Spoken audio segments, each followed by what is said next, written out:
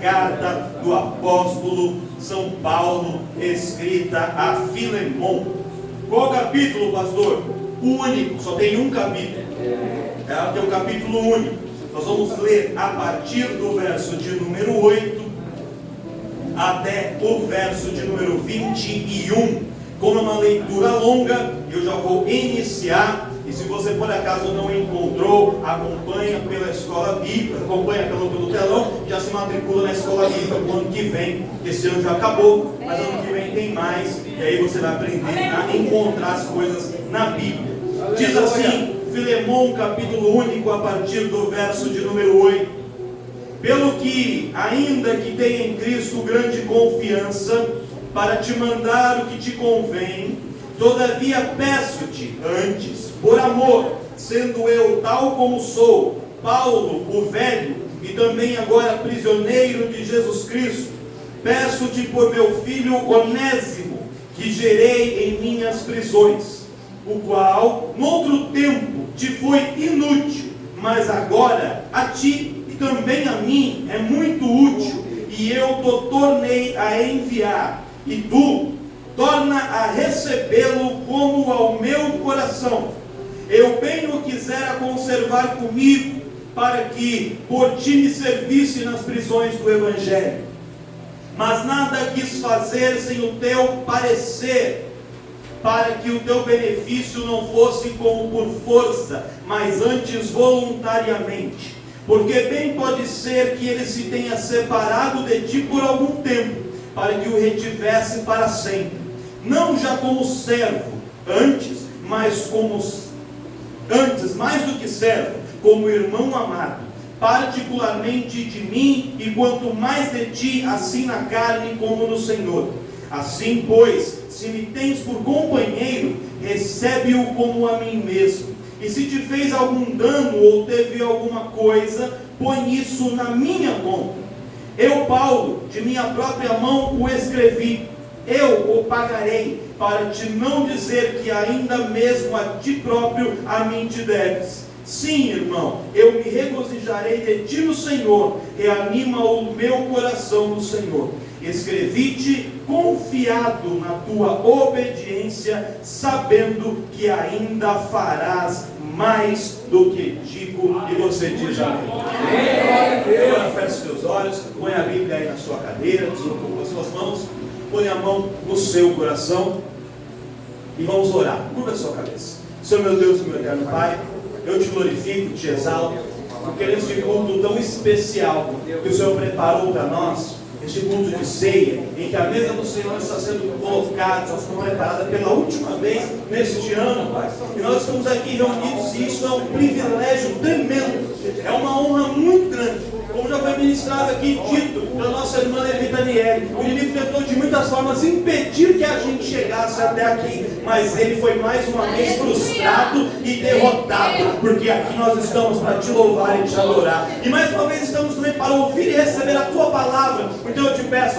fala conosco, porque estamos aqui para te ouvir e aprender de ti, em nome de Jesus. Glória a Deus. Antes de se assentar, com as mãos desocupadas, dá uma salva de palmas para ele. Aplauda aí.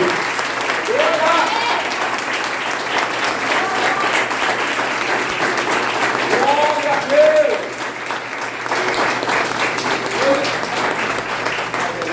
Tome seu assento nessa noite, já que a autorizaria uma mulher de oração. Então ora o relógio parar. Eu só tenho meia hora, e para mim conseguir pegar em meia hora vai ser difícil, mas vou me esforçar.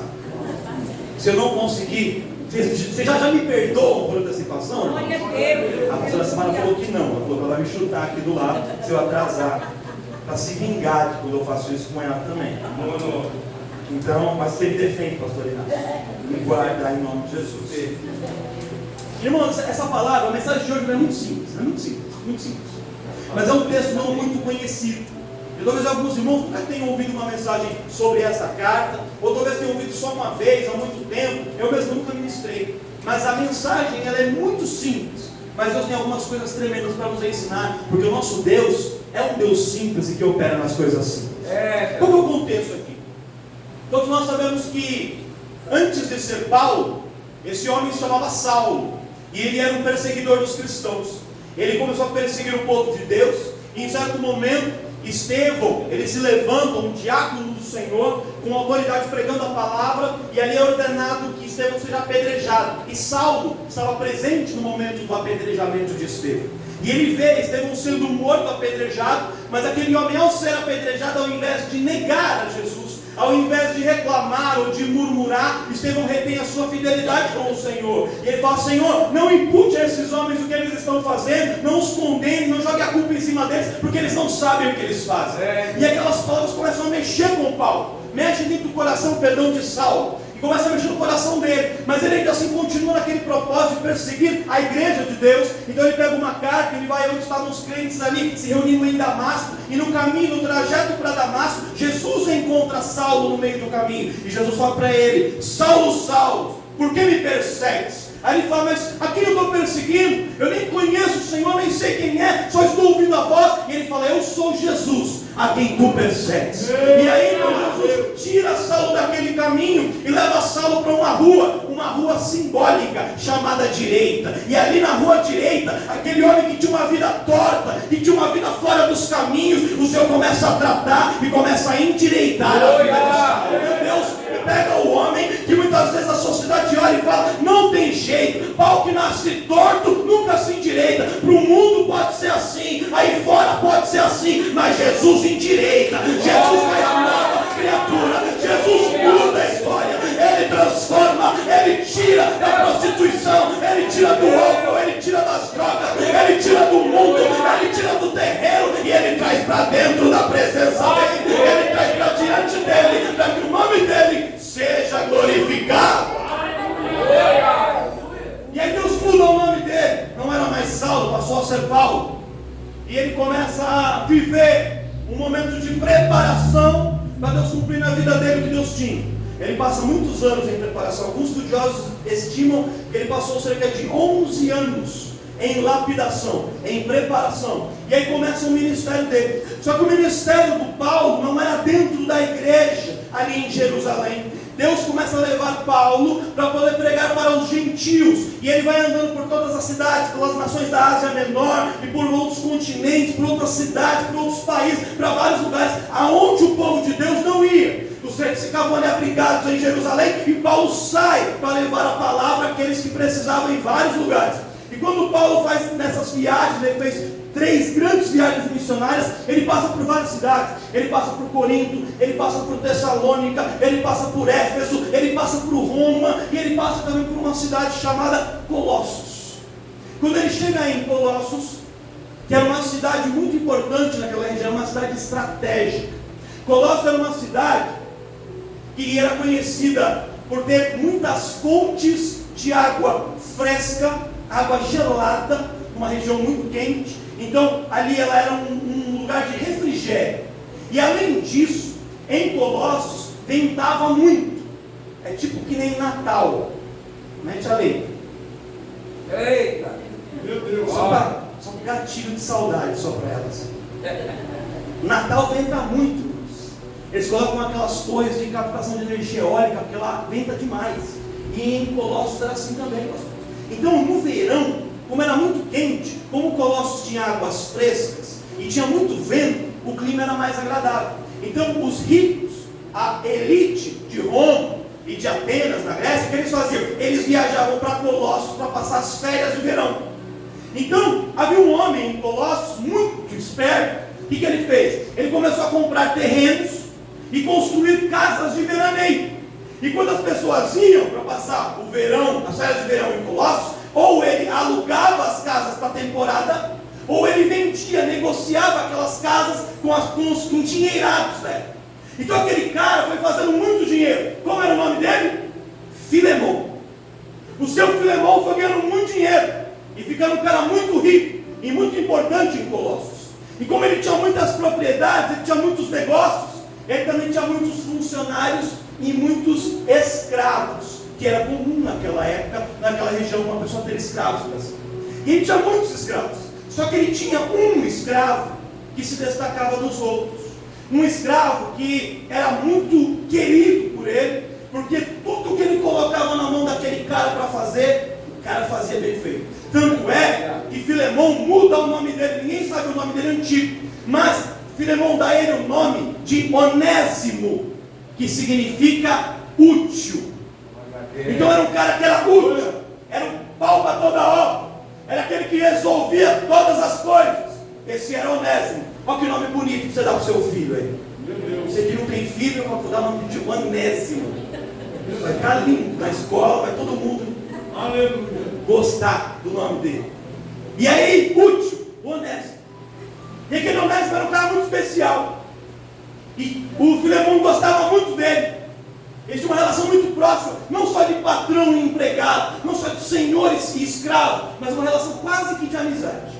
E quando Paulo passa nas suas viagens missionárias por Colossos, ele funda uma igreja numa das casas de Filemão. Filemão ouve Paulo pregar, se converte e fala assim: olha, já que não tem lugar para fazer o culto e eu tenho muitas casas, e algumas estão desocupadas, usa aqui uma das minhas casas e faz a igreja aqui.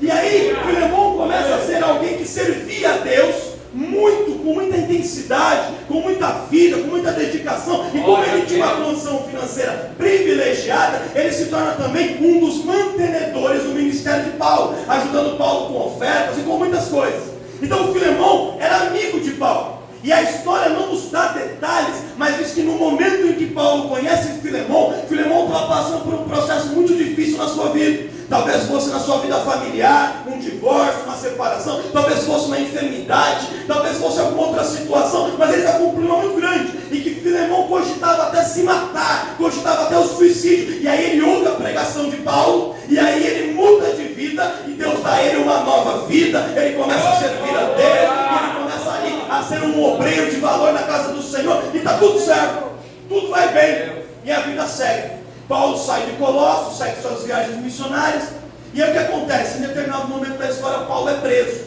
E quando Paulo é preso, por ser um cidadão romano, Paulo pede para ser julgado em Roma. Então Paulo faz a viagem até Roma. E aí quando ele chega em Roma, ele aguarda o julgamento em uma prisão domiciliar. Paulo fica na sua casa, uma casa que ele tinha lá em Roma, talvez uma casa alugada, ou que alguém cedeu para ele, estava naquela casa. Ele não poderia sair da casa, mas ele poderia receber visitas dentro da casa. Quem fosse visitar podia entrar, ele só não podia sair, ele tinha que ficar lá dentro. E aí Paulo começa a cumprir pena lá. E isso enquanto Paulo está em Roma preso. Vamos voltar para Colossos. O que aconteceu em Colossos?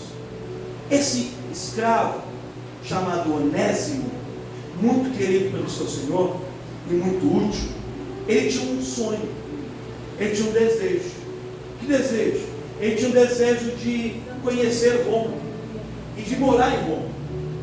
É mais ou menos, irmãos, para a gente entender como é aqui no nosso Brasil, quando alguém nasce lá no norte ou no nordeste do país, ele fala assim: poxa, um dia eu quero ir lá para São Paulo, um dia eu quero ir trabalhar em São Paulo, porque é lá em São Paulo que as coisas acontecem, é lá em São Paulo que é tudo maravilhoso. Irmão, nem sabe de nada você, sabe de nada. A pessoa acha, tem essa ilusão. E o Onésimo também tinha, só que ele era um escravo, ele não podia sair livremente e ele não tinha dinheiro para ir.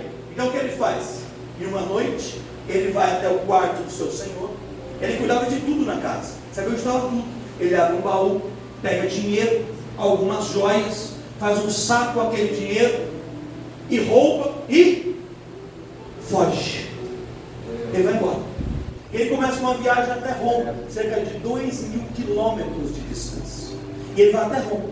Quando ele chega em Roma, ele chega lá, ninguém sabia do passado dele como escravo. E ele chega em Roma, montado na grana, com um monte de dinheiro, com um monte de joias, com ouro, com pedras preciosas. Ele estava rico. Então ele chega em Roma, um cara livre e rico. O que ele começa a fazer? Começa a ir participar das noitadas, das festas, dos banquetes, e ele vai curtindo a vida doidada, gastando o dinheiro que ele tinha roubado e usufruindo de uma vida que ele achava que era a melhor vida que ele poderia ter. E o tempo vai passando e o dinheiro vai acabando. O dinheiro vai acabando. E quando o dinheiro termina, O Onésimo não tinha mais nada. E o que ele faz? Ele começa a mendigar. E quando ele começa a mendigar, um oficial romano encontra ele e manda ele sair. Ele não tinha permissão, licença para mendigar. Ele era um estrangeiro. E aí quando aquele oficial pega ele, ele encontra uma das marcas da escravidão. Quando uma pessoa era escrava, ele recebia algumas marcas do corpo. Alguns tinham como um furo muito grande na orelha, que ficava uma marca bem grande no lóbulo. Outros tinham algumas tatuagens que eram feitas aqui na parte de trás da nuca, no couro cabeludo. Outros tinham outras tatuagens pelo corpo, que eram escritos com o nome do seu senhor. Eram as marcas da escravidão, para que todo mundo, quando olhasse para aquela pessoa, soubesse que ele era um escravo. Só que Onésimo, no início, como ele tinha dinheiro, ele escondeu a marca da escravidão, e ele foi vivendo. E ninguém se importava se ele era escravo ou não. Ele tinha dinheiro. Então as pessoas foram vivendo com ele. Quando o dinheiro acabou, a máscara caiu. E aí, ele foi preso por mendicância. E como um escravo fugido, ninguém sabia de quem. Aí ele vai preso. Quando ele entra na prisão, ali ele ouve falar de um outro preso. Quem? Paulo. Porque Paulo estava preso, que Paulo estava preso na sua casa. E Onésimo estava preso na prisão normal.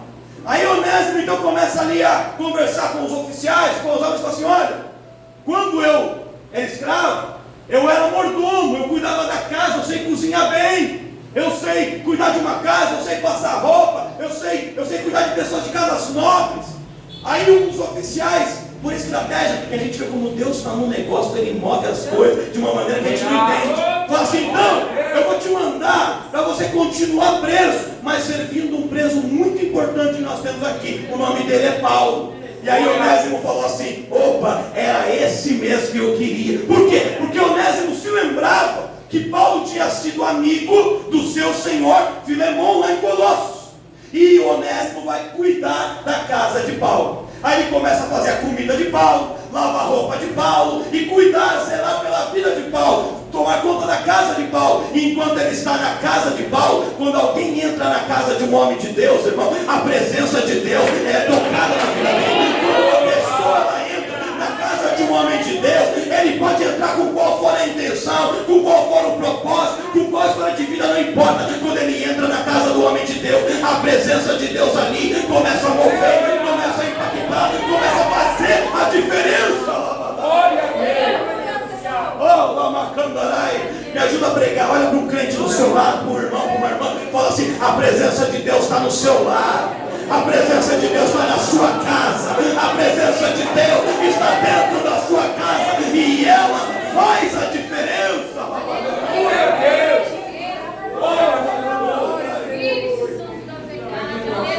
Aí o Onésimo escravo fugido, o Onésimo ladrão, o Onésimo pinguço, cachaceiro, o Onésimo da balada, o Onésimo do forró, o Onésimo do pancadão. O Onésimo estava aguardando chegar o carnaval para ele dar uma requebrada em Salvador. Onésimo que gostava de um narguilé, porque narguilé não tem problema, não é droga. Fala aí, Jeová. O Onésimo que até ouvia os louvores de vez em quando, lembrando do tempo da casa de Filemão, mas que sabia todos os hits da Anitta também. Todos. Esse Onésimo entra na casa de Paulo. E ele começa a ter contato com um crente que orava, que jejuava, que lia a palavra, e que mesmo na sua prisão não murmurava, reclamava, pelo contrário, continuava servindo a Deus. Como Paulo servia? Ele pastoreava as igrejas por cartas. As pessoas vinham, diziam para Paulo o que estava acontecendo. Paulo ia lá, escrevia uma carta, leva lá essa carta para orientar a igreja do que está acontecendo. Paulo ia pastoreando mesmo à distância, mesmo na sua prisão. Paulo não deixou de fazer a obra de Deus. Às vezes a gente fala assim: ai, se Deus me tirar dessa situação eu vou servir. Ai, se Deus me libertar eu vou servir. Ai, se Deus fizer aquilo eu vou servir. Não, mesmo na prisão, mesmo no deserto, mesmo na fornalha, mesmo por baixo, mesmo sendo humilhado, continua servindo Deus quer ver a nossa fidelidade. E a vida de Paulo influencia a vida de Onésimo. Hoje a gente ouve falar dos influencers da internet, né? E parece que é uma coisa nova. Na internet pode ser novo, mas influencer é uma coisa antiga. Paulo era um influencer. Ele influenciava a vida de pessoas para que elas deixassem o mundo e viessem para a presença de Deus. E ele influenciou Onésimo, e Onésimo se converte. E aquele homem, quando se converte, ele se torna uma bomba nas mãos de Deus. Aquele Onésimo que estava ali, ele ajudava Paulo, ele orava com Paulo, ele jejuava com Paulo, ele se ajudava Paulo a escrever as cartas, a fazer tudo. Tudo que Paulo precisava, ele contava com Onésimo, porque Onésimo era um cara útil. Tudo que vinha na mão dele para fazer, ele fazia. Olha para o seu irmão e fala assim: você não é de ficar reclamando, não, né? Você não é de ficar murmurando, não, né? Mas você é útil, né, irmão? Eita Deus!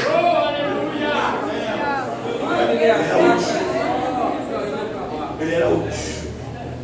Aí, o crime de Onésimo da mendicância era um crime pequeno, era um crime de menor potencial ofensivo. Então o que acontece? A pena dele era curta. Logo chega o momento em que Onésimo está livre. Quando Onésimo está livre, cumpriu sua pena, Onésimo fala assim: Paulo, eu estou livre, mas eu quero ficar aqui com você. Eu quero ficar aqui, trabalhando, morando com você aqui. Aí Paulo fala assim: você pode até ficar, mas antes de ficar aqui, você tem que acertar umas continhas no passado. Me conta aí, Onésimo, o que aconteceu? Como você chegou aqui? E aí Onésimo começa a contar. E fala: eu era servo de Filemon.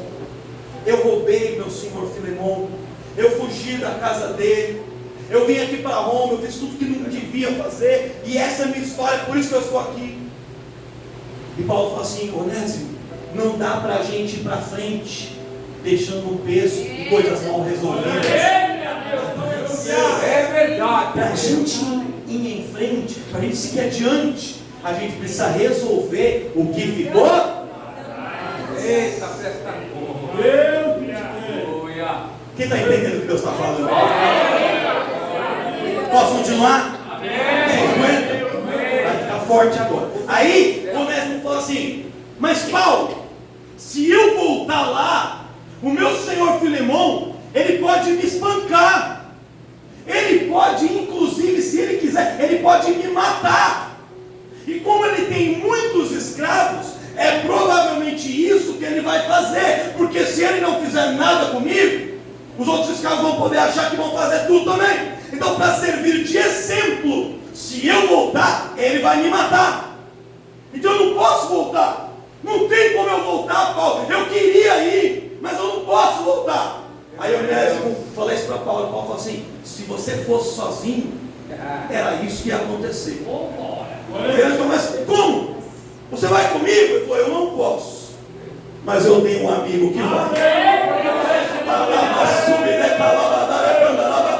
Eu tenho um amigo que ele vai contigo, ele anda contigo, até no vale da sombra da morte, ele anda contigo, não te ameaçando, anda com ele te guarda, ele te protege, ele te livra, ele dá salvamento, ele é Deus.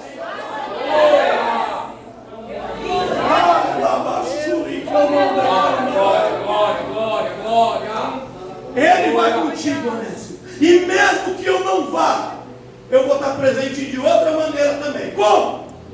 Eu vou escrever uma carta. E você leva essa carta. E quando você chegar lá, entrega esta carta na mão de Filemon. E você vai ver que Deus vai falar com ele. Deus, verdade. Aí Onésimo volta. Quando ele chega na casa de Filemon, ele bate na porta. Mas você ouvia dois barulhos de batida. Um era da mão dele na porta. O outro era o joelho, um batendo no outro assim. Morrendo de medo. Aí aparece alguém da porta e fala assim: pois não? Ele fala: eu sou Onésimo, eu queria falar com o Filemon. Aí o homem vai para o seu Filemão, tem um homem aí na porta, eu vou falar para o senhor, diz que o nome dele é Onésimo. Quando o Filemão ouve o nome, sangue nos olhos, irmão. Meu Deus. Aí o bagulho fica louco. Ficou louco.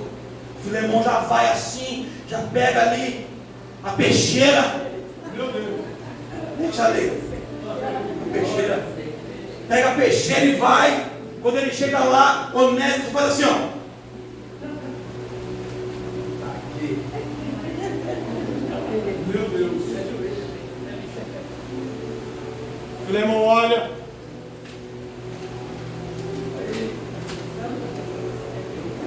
E começa a ler. E quando ele lê, é Paulo dizendo para ele: Filemão, estou te enviando o meu filho na fé, Onésimo. Aleluia! Se ele falhou com você, coloca o erro dele na minha conta. Recebe ele, Filemão, não mais como um senhor recebe o seu escravo, mas recebe ele como um irmão, como um igual. Em algum tempo ele errou, em algum tempo ele deixou de ser útil, mas Deus restaurou a vida dele, restaurou o nome dele, e hoje, de novo, ele é útil para você, ele é útil para mim, e eu te peço, recebe a ele como você receberia a mim, se tivesse chegando na tua casa agora. Filemão, eu sei que você tem o direito, pela lei, a lei te dá o direito de pegar ele, de apedrejar ele, de matar ele, de torturá-lo, a lei te dá esse direito. Então eu não estou tirando o seu direito pela lei, mas eu estou te pedindo, não vá pelo caminho da lei, vá pelo caminho da misericórdia, e pela misericórdia perdoa aquilo que ele fez e dá a ele uma nova chance, dá a ele uma nova oportunidade. Aleluia, aleluia, aleluia. Eu, Paulo, já errei muito. Eu matei o irmão Estevão, estava junto quando ele morreu, mas Deus me deu uma nova chance. Aleluia, glória a Deus. E se eu não tivesse recebido essa nova chance, tudo aquilo que Deus me usou para fazer talvez não tivesse acontecido. Jesus. É importante dar uma segunda chance. Eu sei que ele errou. Eu não estou passando pano para ele, não, Filemão. Eu não estou diminuindo o tamanho do erro dele. Eu não estou negando aquilo que ele fez. Eu não estou dizendo que está tudo bem, está tudo certo. Não. Eu sei que ele errou. Mas isso foi no passado. E hoje, ele é um homem transformado pelo poder de Deus. Por um tempo ele se tornou um ladrão, um beberrão, alguém que vivia em prostituição, alguém que vivia na mentira. Mas Deus restaurou e hoje ele voltou a ser útil. Deus restaurou o nome dele. Então recebe ele, Filemão, como você receberia a Deus. Com o coração Pastor, por que o senhor está pregando isso para nós hoje? Nessa história, Paulo representa um outro homem chamado Jesus. Alguém que está sempre escrevendo cartas e pedindo para que Deus dê a nós uma segunda chance. Todos nós, ao longo da nossa caminhada, talvez desde a última ceia que você tomou até essa, você tenha falhado, errado, contado uma mentira, falado um palavrão, feito alguma coisa que não devia fazer, algo que te entristeceu. E às vezes, irmãos, quando a gente falha, tem pessoas que quando falha, ele vai lá e enfrenta, ele assume. Tem pessoas que preferem às vezes fugir, por vergonha, por medo do que os outros vão pensar, e se escondem. Como Onésimo tentou se esconder. Mas quando a gente tenta se esconder, irmãos, ninguém se esconde dos olhos de Deus. E Deus nos encontra. Mas veja, Deus não nos encontra para dizer assim: ah, te achei, malandro. Ah, achei você, mulher. Vem aqui agora, vou acabar com a sua raça. Esse não é Deus. Deus nos encontra e fala assim: que fazes aí, Elias? Por que você está aí dentro dessa caverna? Por que você está aí à beira do caminho? Por que você está escondido? Por que você está embaixo dessa motoreira? Por que você está aí onde não deveria estar? Por que você tomou esse rumo? Volta para cá. O seu lugar não é aí. A obra da sua vida não acabou. O projeto não terminou. Eu ainda tenho mais para você. E eu quero te dar uma segunda.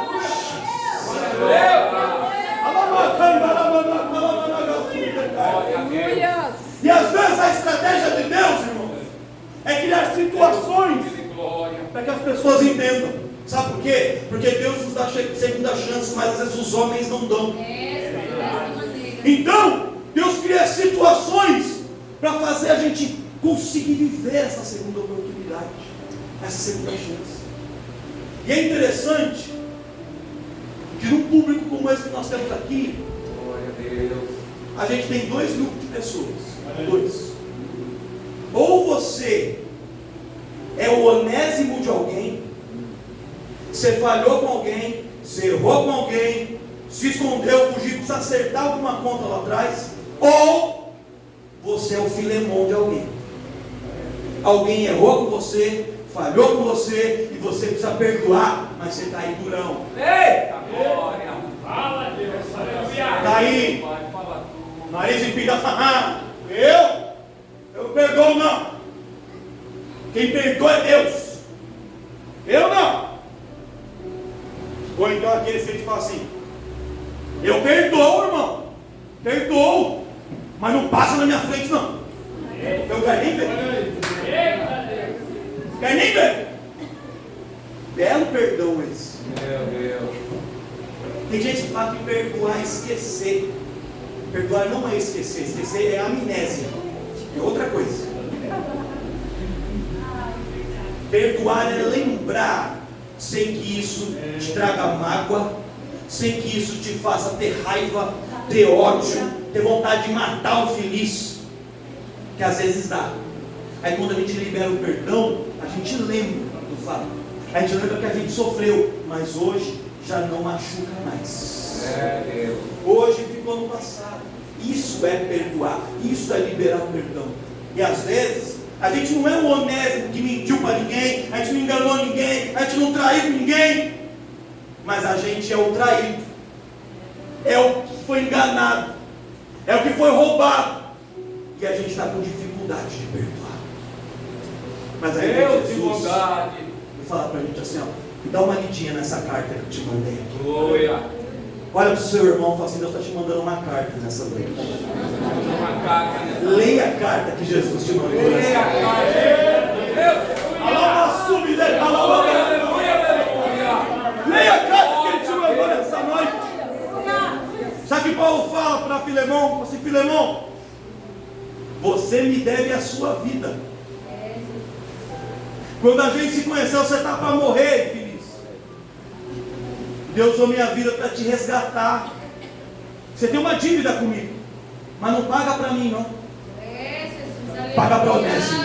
Glória a Deus. A dívida que você tem comigo, pague em favor dele. Eu tenho crédito contigo, eu transfiro o meu crédito para ele.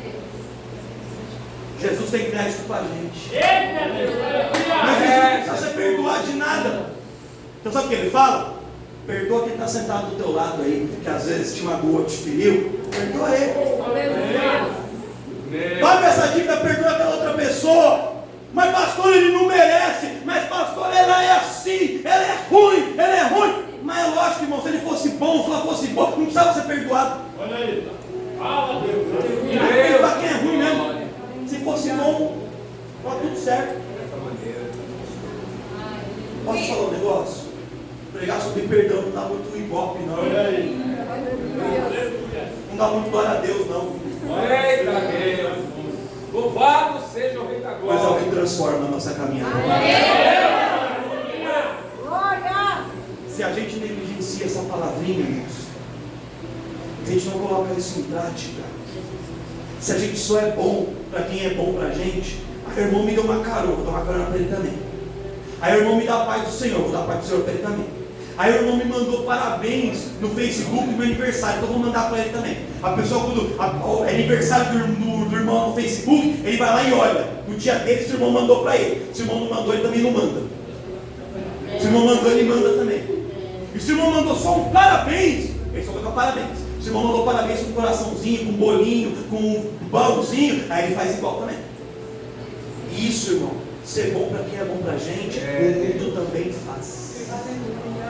A diferença é a gente tratar bem aqueles que nos perseguem. É a gente fazer a diferença. E foi isso que Paulo pediu para Filemão.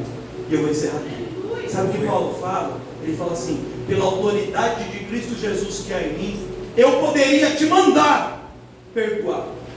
Eu podia te obrigar a recebê-lo. Mas eu não vou pelo caminho da força. Eu estou te pedindo, por amor, receba-o por amor. Faça a diferença com o coração aberto. E você vai ver o que Deus vai continuar fazendo na sua vida. Quem entendeu a palavra? Quem